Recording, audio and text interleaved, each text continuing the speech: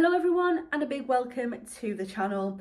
Now recently Amanda Thompson OBE, who is of course the director of Blackpool Pleasure Beach here in the United Kingdom, has kind of got a little bit of backlash because she did a podcast interview recently where she basically said that sometimes annual pass holders of the Pleasure Beach kind of frustrate her, they kind of annoy her a little bit because they can be so critical of the park, probably more critical than other guests who are coming into the park.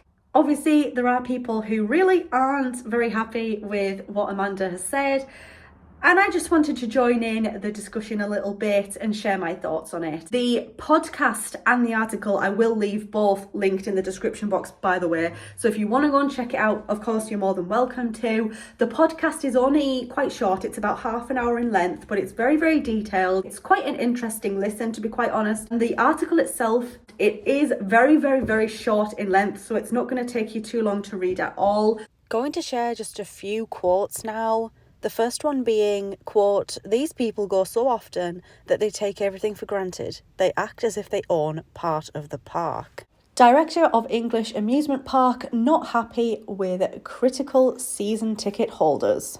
Thompson said, quote, "They compare us to Disney. That's just difficult for family businesses that do their best to create something fun for many people. It's difficult." Thompson admits in the podcast that fans also occasionally provide helpful comments. Quote, "Sometimes I listen to it, sometimes I don't."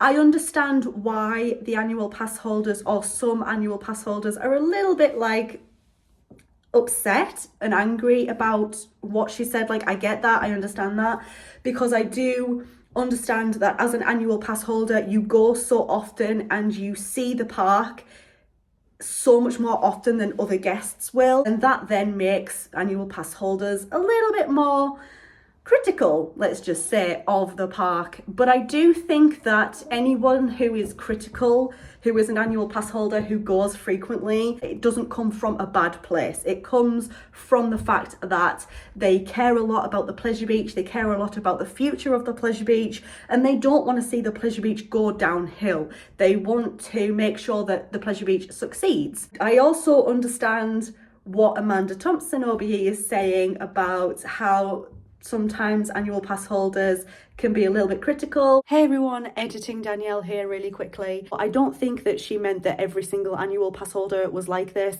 but I do think that there are definitely people out there who act in the way that she is describing.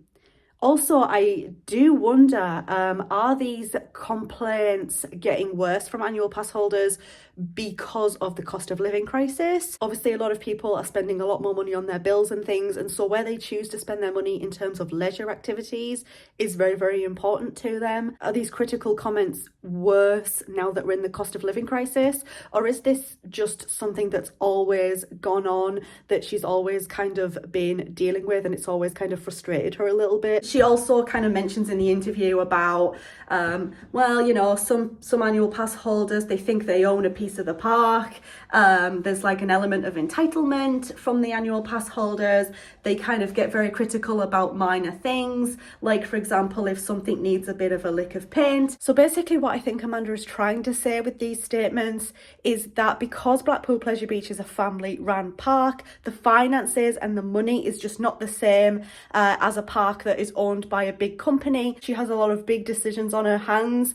Obviously you have not just the rides, but you also have the Pleasure Beach Arena, the ice shows, the other aspects of the entertainment that the Pleasure Beach put on every year. You also have maintenance, the hotels as well.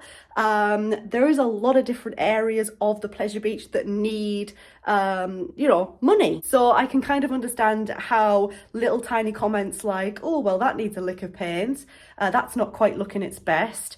I can kind of understand where she's coming from when she says that those kinds of comments kind of irritate her, because I do think that obviously money only stretches so far. But yeah, it's something that I can see from both sides, really, if I'm being honest. Hearing constant criticisms from the annual pass holders may be a little bit defeating, and Amanda Thompson OBE may feel a little bit like, Ugh. If you listen to the podcast in full, she does say that she understands that annual pass holders are very important to the park. She does understand that they are integral to the park's success. She explained a lot in the podcast about how she has to make big decisions about the Pleasure Beach regarding mixing the old with the new and progressing so that the Pleasure Beach feels fresh but also keeping the nostalgia, and she says that that is something that is incredibly difficult. But yeah, I also kind of understand why some annual pass holders are getting a little bit upset and angry about what